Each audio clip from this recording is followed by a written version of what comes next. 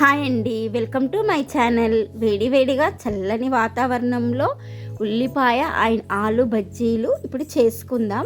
ఎలా ప్రిపేర్ చేయాలో ముందుగా ఒక బౌల్ తీసుకోండి. అందులో ఒక కప్పు శనగపిండిని వేసుకొని ఉండలు లేకుండా బాగా మిక్స్ చేయండి. ఓకేనా. తర్వాత మనము అందులో కాసంత ఉప్పు, అంటే తగినంత ఉప్పు వేసుకొని కొంచెం చిటికడి పసుపు, తర్వాత కారం అండ్ సోడా కూడా వేసుకోండి. అండ్ వామ కూడా వేసుకోవాలి, ఎందుకంటే అది బాగా జీర్ణం అవ్వడానికి. అన్నీ మిక్స్ చేసుకోండి బాగా ఉండలేకుండా. తర్వాత కొన్నిగా వాటర్ పోసుకుంటూ ఉండలేకుండా మిక్స్ చేయండి. ఇప్పుడు ఇక్కడ వీడియోలో చూపిస్తున్నట్లు ఉండలేకుండా మిక్స్ చేసుకోండి.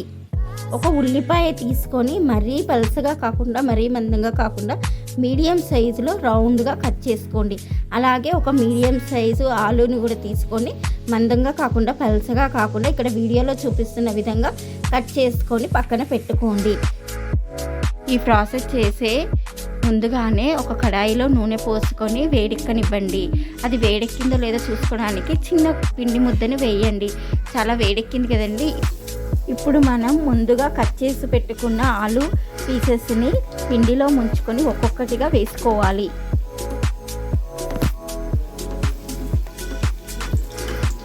మంటని మీడియం ఫ్లేమ్లో పెట్టుకొని డీప్ ఫ్రై చేసుకోండి.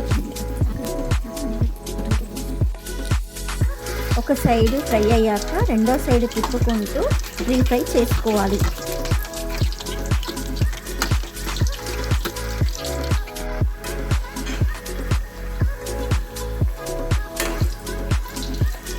చూసారు కదండి, రెండు సైడ్లు కాల్చుకున్న తర్వాత డీప్ ఫ్రై అయ్యాయి కదండి. ఇప్పుడు సర్వింగ్ ప్లేట్లోకి తీసుకుందాం. ఆయిల్ పీల్చుకోవడానికి టిష్యూ పేపర్ని వాడండి, కానీ న్యూస్ పేపర్ మాత్రం వాడకండి. మిగిలిన వాటిని కూడా అలాగే ప్రిపేర్ చేసుకోవాలి.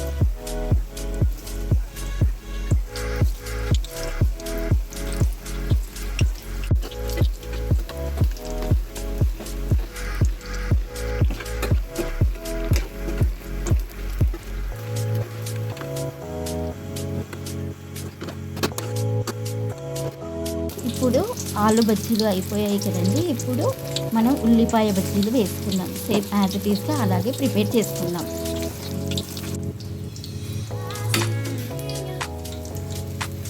ఒక సైడ్ ఫ్రై అయ్యాక రెండో సైడ్ కూడా తిప్పుకుంటూ ఫ్రై చేసుకుందాం.